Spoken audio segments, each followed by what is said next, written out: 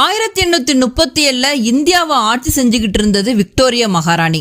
Victoria மகாராணிக்கு வைர நகைகள்னா அவ்வளோ பிடிக்கும். தன் கணவர் மூலமா உலகத்துல இருக்க பிரசித்தி பெற்ற வைர நகைகள் எல்லாத்தையும் லண்டனுக்கு கொண்டு வந்து தன்னுடைய அலமாரியில வச்சு அழகு பார்ப்பாங்க. மீனாட்சி அம்மனோட நகைகளை பத்தி கேள்விப்படுறாங்க.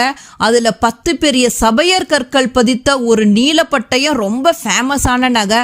அந்த நகையை நான் உடனே பார்த்தாகணும், லண்டனுக்கு வரணும் அப்படின்னு சொல்லிட்டு கட்டளை போடுறாங்க.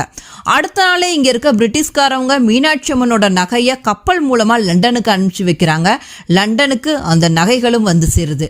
விக்டோரியா மகாராணி அந்த நகைகளை பார்த்ததுமே ஒரு முடிவுக்கு வராங்க.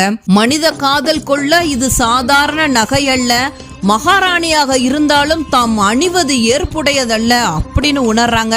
உடனே அந்த நகையை அடுத்த கப்பல்ல இந்தியாவுக்கு அனுப்பிச்சு வைக்கிறாங்க. இது எல்லாம் தான் மீனாட்சி அம்மன் கோவில நடந்த உண்மை சம்பவங்கள்.